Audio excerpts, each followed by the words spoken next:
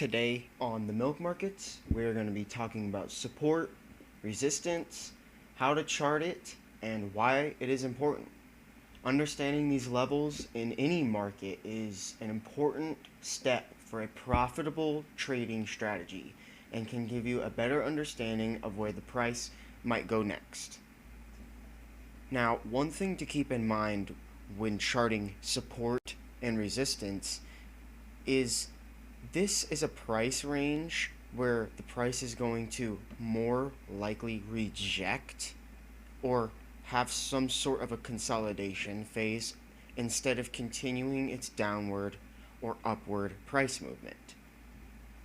These standard deviation lines, as long as the halfway points, also tend to act as resistances and supports that you can add on to your already existing support and resistance and trend lines and use those to even better give you more data and a better entry point or a better exit point. You can also use moving averages. I like to use the volume weighted moving average. Those as well act as support and resistances. It's up to you to figure out what trading strategy you like using and what instruments you like using to help you find these levels. Now, understanding how to find these support and resistance levels really is not hard at all. It is very simple. Just do exactly what I did on this trade with DPW right here. You look for the highs and you look for the lows, and you just put a line representing that price. So we reached this high right here, and that's around this level, so I placed a line, and same with here and down in here. Place a resistance up here on the top that we hit, and watch the price movement. That's all you do. When the price comes up to one of these supports or resistances, expect it to feel a little bit of, well, resistance or support. It's going to start to consolidate around that level and more likely reverse the upward, or in this case downward, trend movement. Of course, the price of this stock is going to be coming down in the short term because look how overbought we are up here, way above the previous highs that we have, that before it came up to this level were all of its resistances, way down in this price range around $1.50 or so. If you're coming up to a support level and you're not seeing as much volume coming in that's going to indicate more buying and selling is still occurring, then that kind of gives you a sign that the support level, or same with the resistance level on the opposite, that it isn't going to hold up and the price is going to blow right through it and go to the next support or resistance level.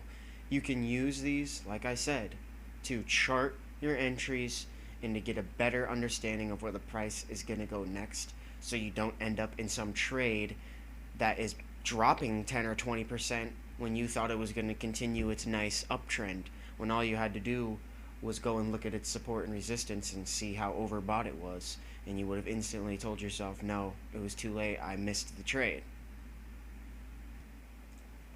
Now, this is what I did with Plug. The first video I ever made and put on this channel, I talked about the support and resistance on Plug. This is how I trade this stock right here. I get in on the supports and take profit on the resistances. And this is how you make a profitable trading strategy.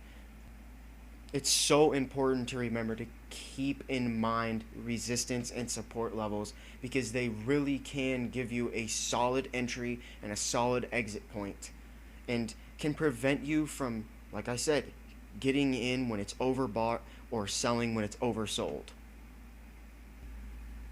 I'm doing the same exact thing in Netflix. There's going to be a video coming out probably within a week or two about this specific trade. As a last quick example, let's look over here at Johnson & Johnson.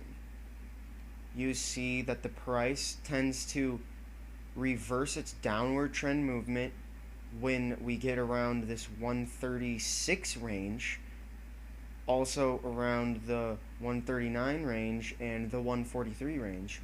And the same on the upward side with these resistance lines at 155 and 152.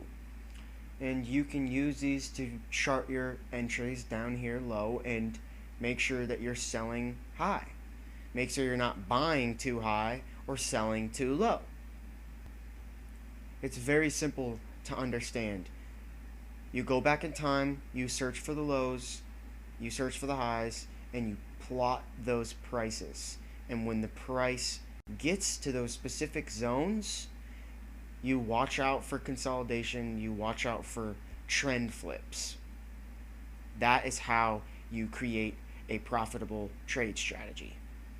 I hope you guys enjoyed this video. Make sure to give it a thumbs up. Make sure to subscribe for more finance and trading content like this.